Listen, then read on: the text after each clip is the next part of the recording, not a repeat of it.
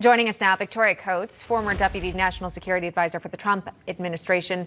John Sitilides is a geopolitical strategist. Welcome to you both. So, Victoria, realistically, what happens with this suggestion, this offer on the table from Israel? Victoria, can you hear me? If not, we'll go to John. Well, it all depends on what the incentives and constraints on Sinwar are. And I think sometimes we misread these types of radical, ideological, tyrannical leaders in the Middle East. I don't know that Sinwar has any genuine interest in ending the war. He may have a greater interest in maintaining regional chaos, not in bringing about regional calm. So I'm afraid that we're going into some type of a rabbit hole here, trying to produce some type of a peaceful outcome with someone who has no interest in a peaceful outcome with Israel. I want to talk about Iran and obviously the funding that is dispersed in and around the Middle East through these proxy groups. We're now learning this, that the United States has numerous naval assets in the Middle East in case Iran attacks Israel, and we've been showing you this map. But we're learning this, the USS Roosevelt, one of the two Navy aircraft carriers, is returning home. John, what does that signify?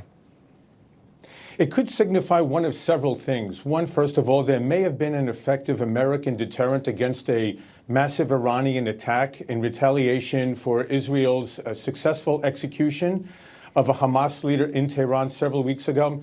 But I think also we have to be realistic that maybe China and Russia are more effectively deterring Iran from attacking Israel because they don't want to see a major conflict breaking out right now in this part of the world. There's also one more component here.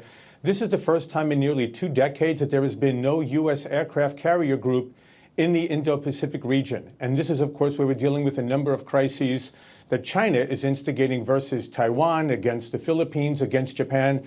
And it was important to reestablish our military posture in the Indo-Pacific region. So the Theodore Roosevelt is headed to the Indo-Pacific. It'll be accompanied by the USS Daniel Inouye. And we'll have the Abraham Lincoln Aircraft Carrier Group by the Gulf of Oman, outside the Persian Gulf region, so that we can maintain some measure of a deterrent. But I think we need to understand that China and Russia are playing very important behind-the-scenes roles here as well. Yeah. John, great point. Wanted to check in. Victoria, if you can hear us again, we were just talking about the return of the USS Roosevelt moving from the area in the Middle East, but there's still a number of ships in the region.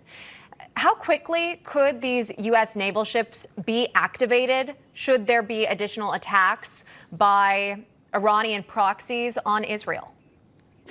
Well, Emma, I think the problem here is we've had, as John was saying, about a third of our naval assets concentrated in the Middle East in recent weeks. This does leave us very exposed in the Indo-Pacific. And the other problem is that we didn't use anything. We had this massive buildup, technically to deter Iran. And what happened, we had their Houthi proxies set 3 oil tankers on fire in the Red Sea, an environmental disaster. And then they, their proxy Hamas executed an American citizen, Goldberg, Poland, I'm sorry, 2 weeks ago, and nothing happened. So we've had this massive show of might. It's a very expensive thing. It's left us exposed elsewhere, and we haven't used anything. So my worry is that just emboldens Iran. All right. Again, continuing to monitor that situation there in the Middle East. John Sitilides joining us as well, Victoria Coates. Thank you both for that. We appreciate it. Thank you.